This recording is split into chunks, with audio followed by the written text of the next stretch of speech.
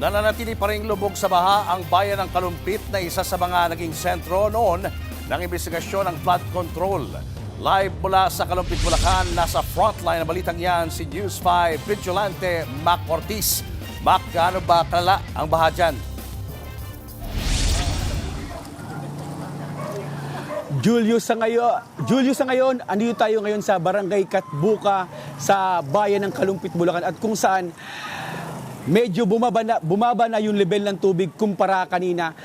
Sa pag-ikot-ikot natin dito kanina, ang way ng mga residente para makapunta sa kanilang bahay at sa kanilang sa kanilang mga dun sa evacuation center ay nagbabangka sila. Iikot ko lang kay Julius, medyo abot tuhod na yung tubig, pero dito sa ibang mga residentes, kung makita yun dun sa yan, na second floor sila, medyo yan medyo hanggang bewang, hanggang dibdib sa kanilang bahay. Kanina may mga nakausap tayong mga residente, ang sinasabi nila na parang dahil isa ito sa bayan na kumbaga hot issue yung flood control project, sila ay galit, naiinis at sinasabi nila na paulit-ulit na lang daw yung pagbaha dito sa kanilang lugar. Pakinggan natin ang kanilang mga ang kanilang mga sinabi. Galit na galit po kasi yung mga estudyante na apektuhan po. Alam mo yung pagod po sa school, tas lalakad ka sa matubig na ba? Nakakagalit po talaga. Yung tipong, di po ba sila nakokonsensya, ganun. Sigurado ako, binabaha rin naman po sa lugar nila eh. So, di po ba nila nararamdaman yung ganitong kahirapan? O mas nananaig po sa kanila yung ganid? Nakakainis talaga. Nakakagalit. Talagang dahil nga doon sa nangyari na ito na ano ngayon, na bulgar ngayon, parang nakakainis. Galit na galit kami dyan sa mga taong gumagawa ng mga ganyan. Wala silang pakialam eh. Parang walang puso. Kawawa yung taong bayan.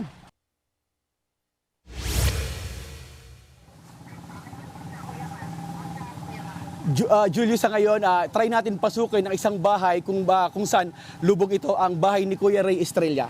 Try natin pasukin yung bahay. Tingnan natin kung ano yung sitwasyon dito sa kanilang bahay.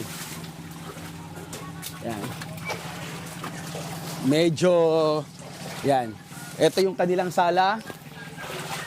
Medyo malalim pa rin. Yan. Oh, malalim yan, Mac. May kalaliman yung tubig dyan Yes. Ano ba yung loob naman ng bahay yan? And sa kasalukuyan, yes, nasa loob tayo ng bahay ni Kuya Ray at medyo malapit lang to sa may bungad.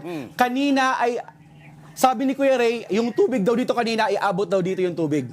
Kanina. Oo.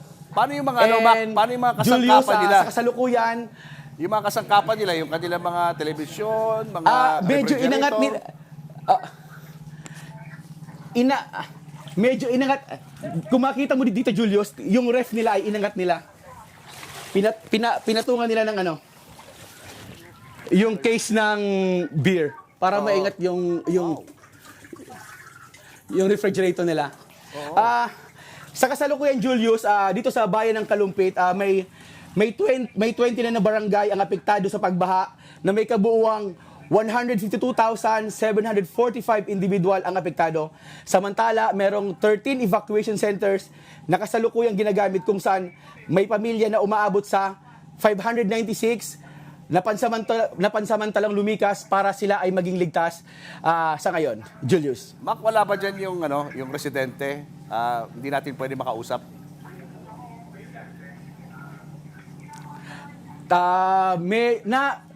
Nasa taas sila ngayon ng second floor at actually parang kumakain po sila.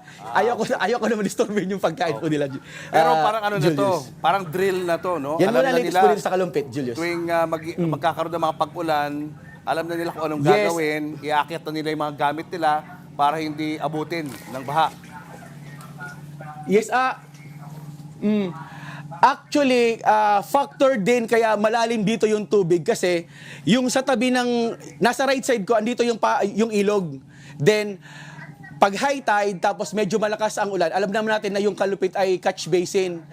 Plus, yun nga, palagi na lang sinasabi na sablay daw yung flood control project, kaya naapektuhan. Kaya, kumbaga, paulit-ulit na binaba sila dito. Paano kaya Julius. sila matutulog mamayang gabi?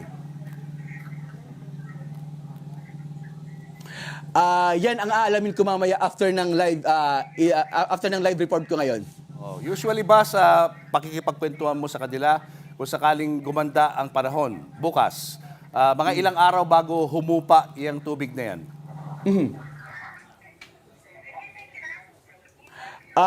Kung ang sabi ng nakausap kong sa barangay, just in case daw na mag-low tide na tapos tumigil na yung pagbuhos ng ulan, give it least siguro mga 4 or 5 days. Pero tentative pa yun kasi kahit nga daw walang ulan, pag high tide ay binabaha po sila dito, Julius. Naku, matagal-tagal din yan. Anyway, bantayan na lang natin ang sitwasyon dyan. Maraming salamat, Mac Ortiz, live mula sa Kalumpit, Bulacan. Mga kapatid, Julius Babaw po. Para sa komprehensibo at makabuluhang balitaan at talakayan, mag-follow at mag-subscribe na sa social media pages ng News 5.